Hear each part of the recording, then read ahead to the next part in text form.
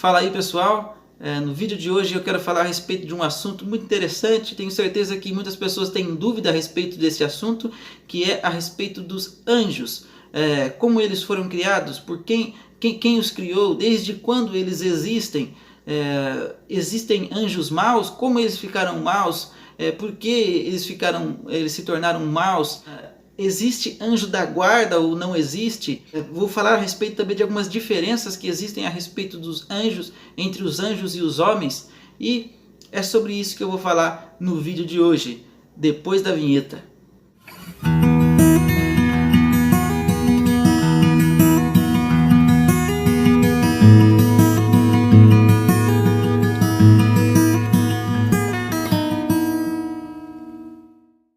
Então, pessoal, eu vou responder essas perguntas e falar a respeito dos anjos fazendo uso de um documento muito importante para as igrejas reformadas, que é o Catecismo Maior de Westminster.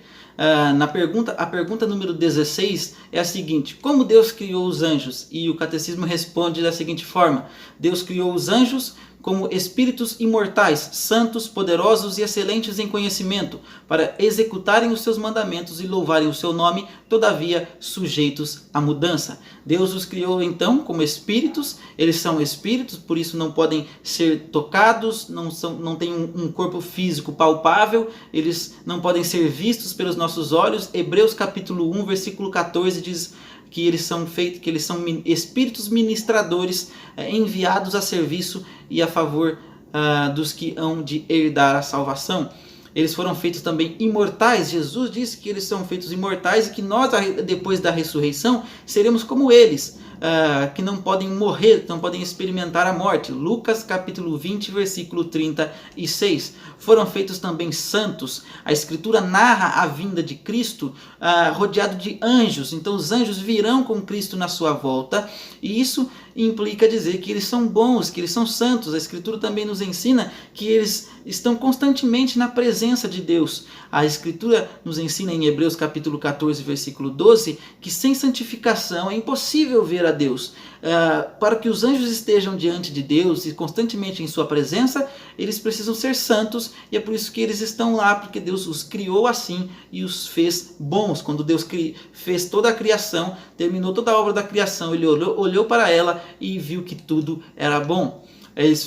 Deus fez os anjos também poderosos, dotou-os de capacidades e poderes, para que eles pudessem assim então executar as ordens de Deus e servir a Deus com as suas capacidades e poderes. Eles foram feitos também excelentes em conhecimento. Deus os dotou de conhecimentos, e Jesus diz, quando questionado a respeito do dia e da hora que viria, ele diz que nem mesmo os anjos do céu sabem o dia da sua vinda. Jesus, ao dizer isso, considerava que os anjos sabiam muitas coisas, por estarem constantemente na presença de Deus e porque foram dotados desse conhecimento, mas nem mesmo eles sabiam o dia e a hora exata que Cristo retornaria. Eles foram feitos também para executarem os seus mandamentos, os mandamentos de Deus, e para louvarem o seu nome. Os salmos dizem que eles bendizem o nome do Senhor, que eles obedecem à vontade de Deus, que eles servem os homens e guardam os homens. Salmo 91, versículo 11 e 12, Salmo 103, versículo 20 e versículo 21. Olhe na sua Bíblia, leia esse texto, e é muito importante para sabermos o que os anjos fazem e o quanto eles obedecem a Deus e o quanto eles louvam a Deus. Todavia, sujeitos à mudança. Então o Catecismo Maior termina com a seguinte declaração: eles foram feitos, todavia, sujeitos à mudança. Os anjos foram criados por Deus bons e santos, sem pecado, mas foram feitos mutáveis e não imutáveis. Foram feitos assim como o primeiro homem, Adão, dotados da liberdade de poderem escolher entre obedecer a Deus, continuar obedecendo a Deus, ou desobedecer a Deus. Então, alguns dos anjos escolheram desobedecer a Deus, e por isso então estão reservados em abismos de trevas para juízo, onde serão condenados um dia e julgados. 2 Pedro 2,4 diz: ora, se Deus não poupou os anjos quando pecaram, antes precipitando-os no inferno, os entregou a abismos de trevas, reservando-os para juízo. Por fim, quero fazer algumas perguntas e respondê-las. A primeira pergunta é: por que é importante crer que todos os anjos foram feitos por Deus? É importante crer porque a Escritura ensina isso. A Escritura diz que todas as coisas foram criadas por Deus, as visíveis e as invisíveis, as que estão no céu e as que estão na terra. A Escritura diz que Deus criou todas as coisas. Nada foge do controle e da criação de Deus. Tudo que existe foi criado por Deus. Então, é importante por isso, porque a Escritura diz, e é também importante porque se crêssemos que os anjos são autoexistentes, eles seriam eternos e, em algum sentido, divinos junto com Deus. E sabemos que somente há um Deus e somente Ele é eterno e existe desde a eternidade. Outra pergunta é a seguinte: qual a diferença entre os anjos e os homens? Uma das diferenças importantes, que já foi citada, é que eles não têm corpo físico, por isso não podem ser vistos, nem tocados, nem apalpados. E outra diferença muito importante é que os homens foram criados e são todos descendentes de um único homem. Foram criados a partir de Adão, que foi dotado da capacidade de se reproduzir, de se multiplicar. Os anjos não se casam, nem se dão em casamento, como Jesus diz, e por isso eles não podem se multiplicar e aumentar o seu número. Foram feitos todo o seu exército de uma única vez e não estão ligados biologicamente a um único homem, a um único ancestral, como nós, que estamos todos ligados a Adão.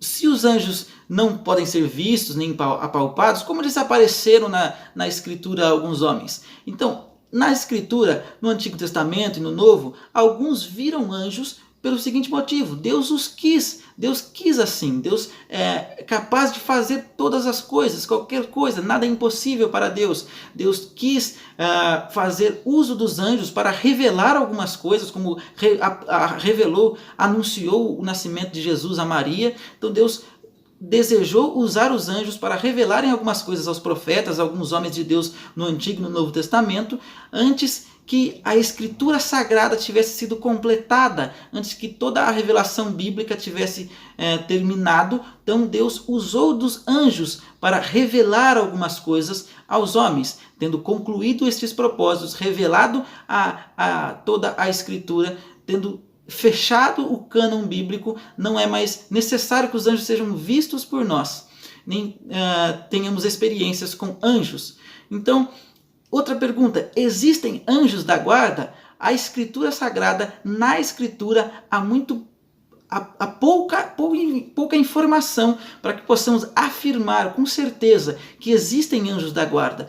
Nós sabemos que os anjos nos guardam, sabemos que os anjos nos servem a pedido de Deus, a mandato de Deus, mas não podemos dizer a respeito, com o texto bíblico que temos, que existe um anjo específico que é designado a uma pessoa específica para guardar aquela pessoa do início da sua vida até a sua morte, que tem um nome esse anjo e tudo mais. Então, é isso que a Escritura ensina a respeito dos anjos. Sabendo então que a Escritura ensina todas essas coisas a respeito dos anjos, que eles nos guardam e trabalham a favor daqueles que hão de herdar a salvação, devemos então não olhar para os anjos e dar glórias a eles e agradecermos a eles ou orarmos a eles, nem prestar culto a eles, porque devemos saber que eles fazem somente aquilo que são designados por Deus para fazerem. Portanto, eles nos guardam sim, eles trabalham a nosso favor sim, eles nos servem sim, mas eles fazem isso a mandato de Deus, e a Deus deve pertencer toda a glória. Quando formos livres de acidentes, como quando saímos das nossas casas e retornarmos para os nossos lares intactos, guardados por Deus, nós devemos dar glórias todas as glórias a Deus, sabendo que foi Deus que nos guardou, e que se Ele fez uso dos anjos para nos guardarem, para nos protegerem, Ele o fez porque Ele quis. Mas o autor da nossa salvação, aquele que nos guarda, aquele que nos salva, é Deus somente e somente Ele. É isso aí, pessoal. Espero que esse vídeo tenha ajudado vocês e esclarecido algumas dúvidas a respeito desse assunto.